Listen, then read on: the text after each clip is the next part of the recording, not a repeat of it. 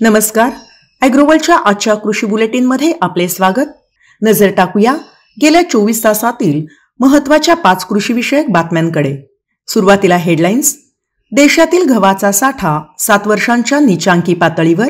पेट्रोलमध्ये इथेनॉलचं प्रमाण 11.6% इतकं वाढवण्यात केंद्र सरकारला यश. देशातील हवामान पुन्हा एकदा बदलण्याची शक्यता. मध्य प्रदेशातील शेतकरी आजपासून राज्यात शेती अभ्यास दौऱ्यावर.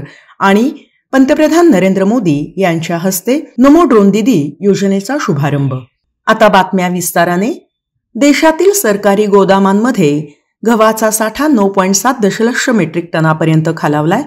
2017 नंतर हा सर्वात कमी गहू साठा आहे व त्यामुळे सरकार शेतकऱ्यांकडून गहू खरेदी वाढवण्यावर भर देण्याची किंवा गहू आयातीला परवानगी देण्याची शक्यता वर्तवली जात आहे.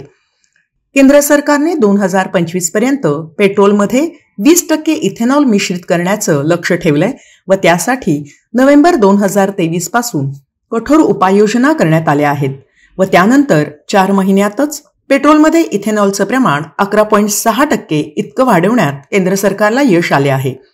देशातील हवामान पुन्हा एकदा बदलण्याची शक्यता आहे. हवामान खात्याच्या अंदाजानुसार येत्या काही दिवसांत राजस्थानातील काही भागामध्ये हलका पाऊस पडण्याची शक्यता आहे.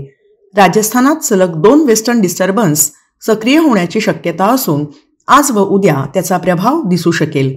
राजधानी दिल्लीमध्येही हलका पाऊस होऊ शकतो व त्यानंतर मात्र 30 अंशापर्यंत राहिलेलं दिल्लीचं तापमान वाढू शकतं. उर्वरित देशातही उन्हाचे चटके जाणवायला सुरुवात होऊ शकते. ॲग्रोवर्ल्डच्या शेतकरी ते ग्राहक उपक्रमाअंतर्गत जळगावात रविवारी 17 मार्च रोजी चविष्ट, रुचकर आणि पौष्टिक अशा अस्सल इंद्रायणी तांदळाची विक्री केली जाणार आहे. यात कुठलीही भेसळ नाही की फसवणूक नाही. अस्सल इंद्रायणी तांदळाच्या 30 किलो कट्ट्याची किंमत 2100 रुपये इतकी असेल.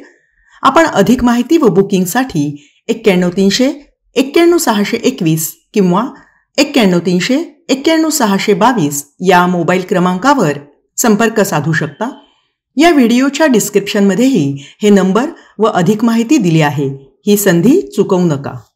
मध्य प्रदेशातील 53 शेतकरी आजपासून राज्यात शेती अभ्यास दौऱ्यावर येत आहेत. हे शेतकरी नाशिक, सोलापूर व पुण्यात भेट देऊन द्राक्ष, डाळिंब तसेच शेडनेट व पॉलीहाऊस शेतीतंत्राची माहिती घेतील. मध्य प्रदेश सरकारच्या शेती फायद्याची करण्याच्या योजनेअंतर्गत सरकारी अनुदानातून हा शेतकरी प्रशिक्षण दौरा होत आहे. पंतप्रधान नरेंद्र मोदी यांनी सक्षम महिला विकसित भारत या कार्यक्रमाअंतर्गत नमो ड्रोन दीदी योजनेचा नुकताच शुभारंभ केलाय. त्यांनी 1000 दीदींना ड्रोन सुपूर्द केले. या दीदींच्या खात्यात 10,000 कोटी रुपये जमा केले गेले. हे ड्रोन पिकांवर लक्ष ठेवणे, कीटकनाशके, खते फवारणी आणि बियाणे पेरणे यांसारख्या कामांसाठी उपयुक्त ठरतील. आपणास हे बुलेटिन कसं वाटलं ते कमेंट्समध्ये जरूर कळवा. या व्हिडिओला लाईक करा, शेअर करा आणि अशाच अपडेट्ससाठी ॲग्रोवर्ल्ड चॅनलला सबस्क्राईब करा. धन्यवाद. पुन्हा भेटूयात उद्याच्या बुलेटिनमध्ये याच वेळी.